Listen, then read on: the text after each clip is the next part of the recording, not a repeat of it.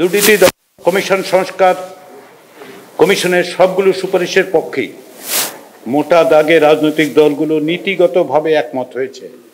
তার মধ্যে অন্যতম হচ্ছে রাষ্ট্রীয় আইনি ক্ষমতার অপব্যবহার রোধে স্বার্থের দ্বন্দ্ব নিরসন ও প্রতিরোধ সংক্রান্ত আইন প্রণয়নের সুপারিশের বিষয়ে সব দল একমত পোষণ করেছেন। দুদকের স্বাধীনতা, কার্যকারিতা ও গতিশীলতার পাশাপাশি এই প্রতিষ্ঠানের স্বচ্ছতা, নৈতিকতা ও জবাবদিহিতার লক্ষ্যে প্রস্তাবিত সকল সুপারিশমালা সম্পর্কে প্রায় সকল দলই একমত। প্রতিষ্ঠান হিসেবে দুদককে সাংবিধানিক স্বীকৃতি প্রদান করার প্রস্তাবে অধিকাংশ রাজনৈতিক দল একমত পোষণ করেছে। দু একটি দল বিষয় নিয়ে নির্বাচিত সংসদে আলোচনা হতে পারে মত দিয়েছেন।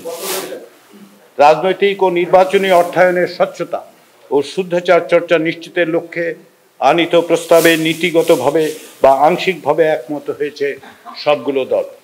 সেবা প্রদানকারী সকল প্রতিষ্ঠানের সেবা কার্যক্রম ও তথ্য ব্যবস্থাপনা সম্পূর্ণ অটোমেশনের আওতায় আনার প্রস্তাবে সব দল একমত পোষণ করেছে। কর ফাঁকি ও অর্থ পাচার রোধে বাংলাদেশকে রাষ্ট্রীয়ভাবে কমন রিপোর্টিং স্ট্যান্ডার্ড এবং উন্মুক্ত সরকার ব্যবস্থার সহায়ক হিসেবে বাংলাদেশের রাষ্ট্রীয়ভাবে ওপেন গভর্নমেন্ট পার্টনারশিপের পক্ষভুক্ত হওয়ার প্রস্তাবে অধিকাংশ দল একমত পোষণ করেছে। ইউএন কনভেনশন এগেনস্ট করাপশনের অনুচ্ছেদ 21 অনুসারে বেসরকারি খাতের ঘুষ লেনদেনকে স্বতন্ত্র অপরাধ হিসেবে শাস্তির আওতায় আনার সুপারিশের বিষয়ে সব দল একমত পোষণ